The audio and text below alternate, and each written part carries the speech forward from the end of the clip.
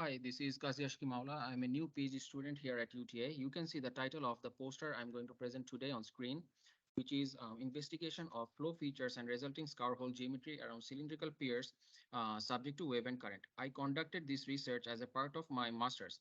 Before starting this research, I was working with my supervisor on a project that focused on bridge failures caused by the high hydrodynamic forces exerted on the bridge superstructures, which means the decks or girders. During that time, whenever I discussed my work with my peers, they were very interested and used to ask me if I have worked with scar failures of bridges as well, since it is another big reason of bridge failures in US and Texas.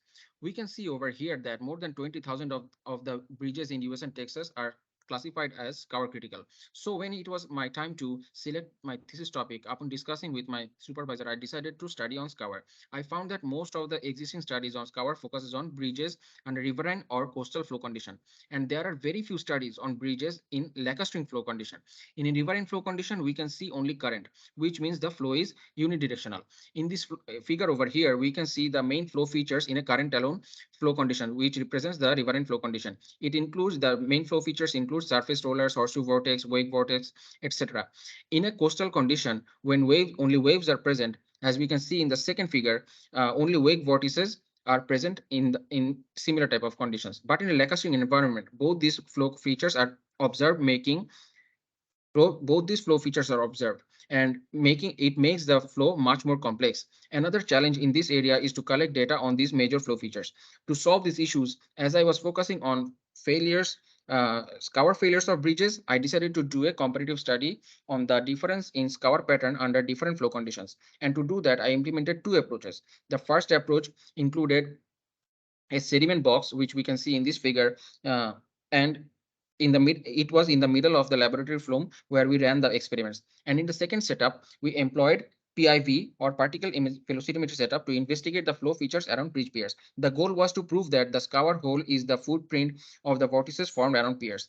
This PIV is a comparatively newer tool and, to the author's knowledge, never been used to investigate flows involving wave actions. If this approach can be proved as an efficient one, collecting data on flow features which are the causes of scour and eventually bridge failure will become much easier. We can see the dimension of the sediment box over here. The bed was designed in such a way that other than the secondary flow near the cylindrical pier could not move the sand from the sediment bed and therefore maintain a clear water flow condition. We can see different properties like median sand diameter or geometric standard deviation of the sand bed over here. Uh, Two ramps with 1/6 slopes were attached to either side of the sediment bed to create a smooth transition between the flume and the sediment beds. In the PIV setup over here, a green laser is seen. A green laser was mounted on a tripod connected to a cylindrical lens to produce a laser sheet at the test section. Silver colored particles were used as seeding material. The specifications mentioned here ensured that whenever the laser was shoot into the test section, it illuminated the seeding particles. Filming the movement of those particles with the high speed GoPro camera helped us to investigate the flow features around pier in different flow conditions. A flap type wave generator can be seen over here. It was used to generate waves, and the waves absorber over here was installed on the other side of the flume to reduce the wave reflection. A total of 38 experiments were conducted, 19 with the sediment bed and 19 without the sediment bed. For comparison purposes, the test parameters were kept the same for both the sets. Table 1 here summarizes the flow conditions for all those 19 experiments performed for each setup. Here, I would like to introduce the Kelugan-Carpenter number. Here, this is the Kelugan-Carpenter number, and another parameter is combined flow velocity or UCW parameter. Kc number is the most important factor in characterizing flows involving wave actions, and combined flow velocity or UCW over here shows the effects of wave in an environment where both wave and current are present. A UCW value greater than 7 means that the effect of wave was insignificant in the lacustrine flow environment. From the results section over here, we can see that when Kc was less than 6, which means the first three figures A, B, and C, only flow separation happened and there was no regular pattern of scour and deposition, which we can see in this figure. But when the Kc was bigger than 6, partially formed vortices were observed, which we can see in figure D and E.